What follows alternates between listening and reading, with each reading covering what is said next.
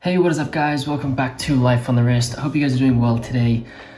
We have created a couple of videos recently where we discuss investing in watches and whether or not you can actually make passive income from investing in watches and putting your money into timepieces that will perhaps appreciate in value as you hold on to them. If you haven't seen our other videos where we discuss this, we kind of go over what we think about watches as an investment classification and whether or not you can make passive income from it. We also go over some examples of watches that could perhaps produce some passive income, so be sure to check those out. But basically the takeaways that you need from those videos for this video is that we believe that watches are an asset class that can appreciate in value, but it is a long-term time horizon that you should be looking at, as opposed to something that one could describe as like a day trade or a week trade. It's pretty hard to buy watches and flip them on the short term as opposed to the long term. If you are looking to diversify your asset class and get some passive income from watches, you should have a long-term time horizon. What we're going to be doing is actually going over some Rolex watches and talking about the historical performance of those watches from an investment perspective. Obviously, Rolex is a brand that has a lot of investability, if you want to call it that. They are watches that have appreciated in value from the past until now. What I want to do is actually go over 6 watches and talk about their performance and how they've appreciated. I want to say this at the beginning of the video: this is not an indication that these watches will continue to appreciate in value. And also, this is not investment advice. I do not suggest that you go and buy these watches just because I said so in this video. That is not what I'm saying at all. You need to do your own research and figure out what watches, if you want to invest in watches, you should look at. So this is not investment advice. Do not follow what I have to say. I'm actually going to be using Chrono 24's really awesome feature where they actually show a historical graph of the prices of the watches that were sold on their platform. And these give you a really great indication on how the historical performance has gone for these watches. So I think the first one I'm going to start off with is the Rolex Submariner Hulk. This is the reference 116610. If you don't know, this is the green Submariner that everyone is everyone loves, and it's really coveted by those who enjoy watches. This watch, the data that Chrono 24 has actually tracks it from 2009, and this watch originally in 2009, according to Chrono 24, was $7,300 US. Over the 9-year span over the 11-year span that watch has been on the market, obviously people have really loved the watch. They've added it to their collection. It's become a very coveted watch. Over the 11 years, the price now is about $20,000 US. So you're looking at earnings of $1,155 per year that this watch has appreciated in value. If you invested in a Rolex Submariner Hulk in 2009, you're actually looking at a 173% or 174% return over an 11-year period. So if someone told you that you could have an 173% return over 11 years, that's pretty good. And I think you would definitely consider taking it. Obviously, this has to do with the demand for the Hulk. There is another version of this watch, or another Submariner, that has a different color. It's called the Kermit. It's a little bit lighter green, that has seen an appreciation in value similar to the Hulk. So 174% return in 11 years, not too bad. What is that? That's about a 17-ish percent return every year, which is fairly good if you go off of like the S&P 500 as your like benchmark of if you didn't put money into watches and you put it into the S&P, you made it about a 7 or 8% return. You're beating that with this Hulk. The second watch I wanted to talk about is just another Submariner, just the black dial, black bezel insert Rolex Submariner. This is the reference 16610. The data that Chrono 24 tracks for this watch goes back to 2010. Originally, this watch in 2010 was $4,200 US.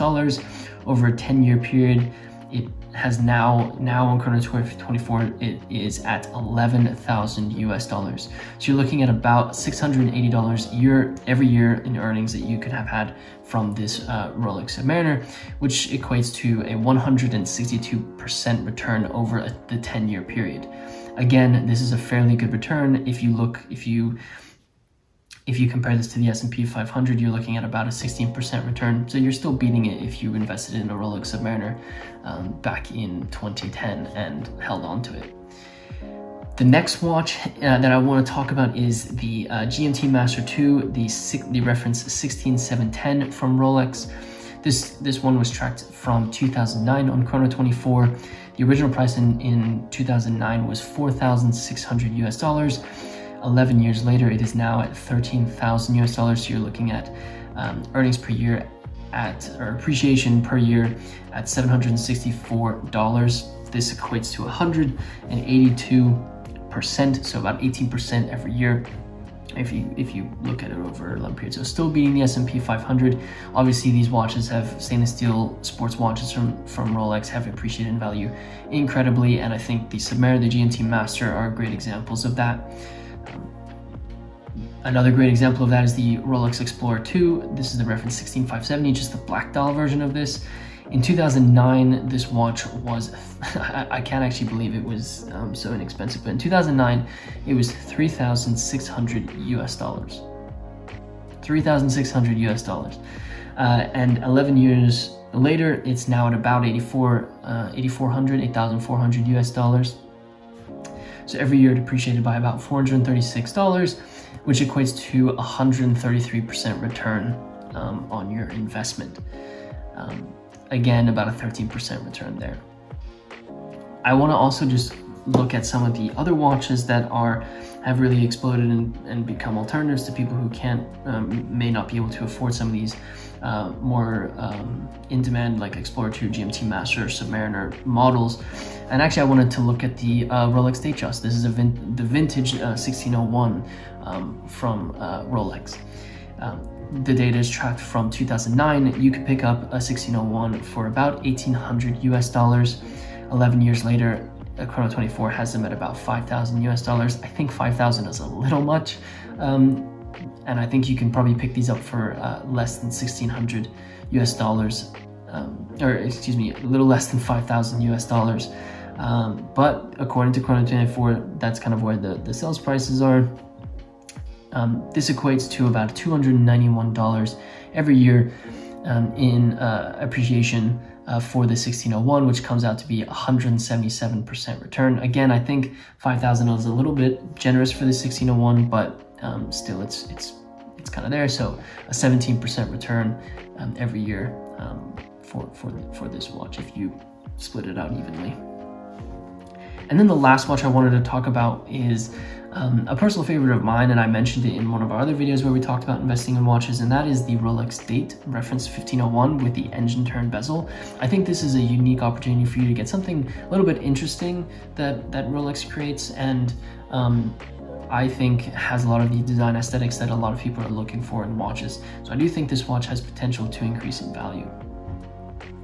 In 2012, that was kind of when the data of the 1501 was tracked by Chrono 24.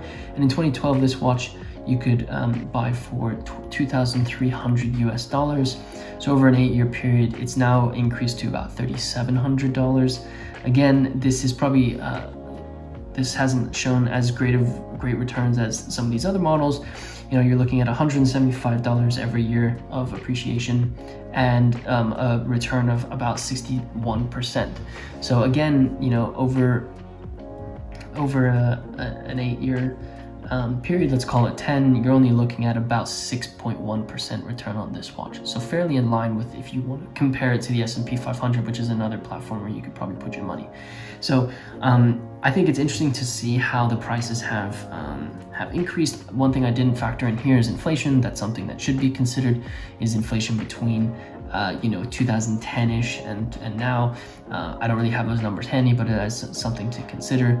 I think it's interesting to look at these graphs and see them visually to see what really happened with these. I think the Hulk is a really interesting example because obviously when Rolex released the new models this year of their watches, they released a green dial and green bezel insert version of the Submariner, which really made that price skyrocket, which I thought was really interesting. Obviously, this, future performances, or excuse me, past performance is not indicative of what will happen in the future. These are all models that have seen incredible growth in their prices, as well as just, Rolex as a name is obviously on everyone's radar, because it is such a massive brand and an icon when it comes to watches. So interesting to look at these graphs. I hope you guys enjoyed looking at these with me. Again, this is not investment advice, but I think it does show you that you can probably find some watches that you can put your money into and you can see some appreciation in the prices of these watches. One thing that you also need to consider is other factors that we've talked about in our other videos, such as condition, what it comes with, originality, service history. All of those things that are really important to collectors are also going to be a part of how one deduces what price they should go for in the future. So if you bought a Rolex Hulk in 2009 for around $7,000 US, but you really beat it up, there probably is a market for those who want a Hulk that does show a little bit more wear. But I will say that the pristine examples back then, or the pristine examples of any of these watches, are going to be the ones that probably will fetch the most, because there are niches within collecting, which is something you have to also consider. I hope you guys enjoyed this video. If you haven't already, be sure to hit that subscribe button and let me know in the comment section below what you think about investing in watches and what you think about the prices of these. Some of these are pretty insane, especially the Hulk, but you know what it is, when people like something, the prices will represent what people like. So I think that's definitely something that's fairly interesting. If you also didn't do it in the beginning of the video, be sure to smash that like button for us for the YouTube algorithm. And with that said, guys, thank you so much for watching, and until next time.